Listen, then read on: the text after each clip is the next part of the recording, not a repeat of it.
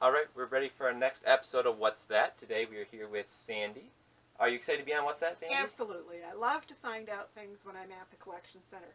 I learn something every single time I'm here. Sometimes I learn that what I thought I knew wasn't really true, and other times it's just brand new things for me to figure out. Sometimes you just keep going and going and you never uncover the actual truth. Absolutely. So is there anything in particular you hope you will find today? I love everything having to do with history, particularly Muskegon history, and how it relates to the rest of the world. So whatever we find, it'll be good. All right, so let's go meet Brenda and see what we can find.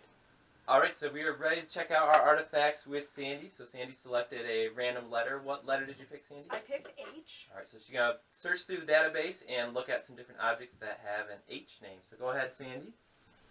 Okay, well, we came back with 45 records for items that started with H, so let's try this one just for fun. It's a Haversack. Okay.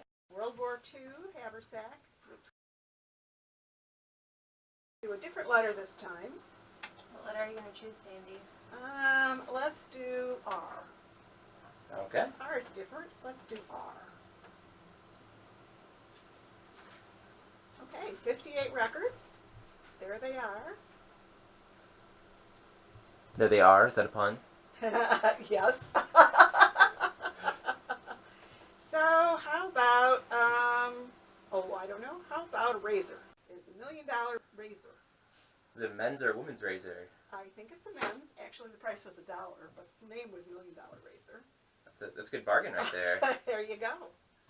Okay, so what's the third letter I should use? We have an H and an R. What's your favorite letter? Did you already pick it?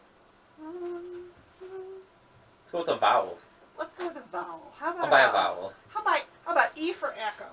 That's a vowel. Okay, we have 24 items. And here they are listed. I'm thinking eyeglasses. Is there any description about the eyeglasses at all? Can be glasses. I don't know what that is, but that's what they are. We'll hopefully find out, right, Brenda? Sure. Eyeglasses, haversack, and a razor. So we'll go check it out with Brenda and see what we can find out. Fabulous. So this is our Haversack. Cool. And it was, it's World War I era. Look inside. Yeah. Okay. Look at that. Not too much in there. Oh. It's like a canvas cotton. Nothing inside. With little pockets inside. Are you hoping for some gold? I am. You never know. You never know. Actually, there are several pockets inside. There are little pockets on the side as well as in the back. Really nicely made. You can definitely tell it was been used. Yeah, so It belonged to Louis B. Lee while serving in France. yeah, he was a medic. And we actually have some of his uniform and some other pieces that were donated to the museum that he used during that time. Cool. Yeah. 85th Division in France. Should we take a look at the jacket? So We I should brought- have the jacket that Louis B. Lee wore when he was a medic during World War I in France. So it's a nice olive drab wool, and you can see here he has the band on his arm, and it looks like even maybe his number on the side there. Looks like it, yeah. So Louis B. Lee was born in 1893 in Michigan here. He passed away in 1973, so a Wow. long life. Wow. And he lived here in Muskegon for a time. And he actually worked as an undertaker, Wow. is what we could find about him. So we have a little history and background about what he did. Wow. Wow. So he was a medic, but not in Graves registration. I don't know. Yeah. It's really interesting because, today a lot of that military history is digitized. Right. So it's a really great asset for us to be able to research. So if this was an object selected for an exhibit or for a program, we would be able to do a little bit more research since we have so much information about him already. Find out maybe exactly where he served. So we have Sandy's next item, which was the letter R, and she had a razor that she selected. So we have it here, and it's in a very fragile, very old paper box. And it is the $1 Million Razor. And Sandy, are you familiar with this type of razor? Wow. I'm suspecting this is before or very near the safety razor, but after the straight razor. Alright, it is new. It says Valet Auto-Strop razor. Yeah, so you didn't have to strap it. It auto-strapped itself to stay sharp.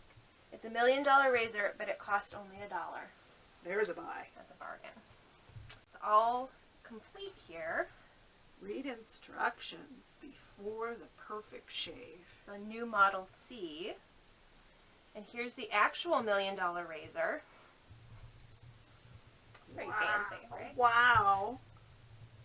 Boy, that could really take your cheek off. I will not be shaving with anytime soon. And there's the the blades. So it's all kind of together. Yeah, this box is... Alright, we have our final object. And Sandy picked the letter E. And we have eyeglasses. So Kindy glasses. And the glasses that are in the case are not probably the same object because the glasses are much older than the case. Most likely the donor brought in a case with the glasses and they all got cataloged together. But Kindy glasses were, I think, a national brand. They had a few businesses in Michigan. And so they date to the 1940s to about 1960s at least. That would fit in with about the donation, which was in the 1980s. The earpieces are so thin, they look like they weren't really custom fitted. They look like, because I know in the early days when glasses were made, they were made without ear things.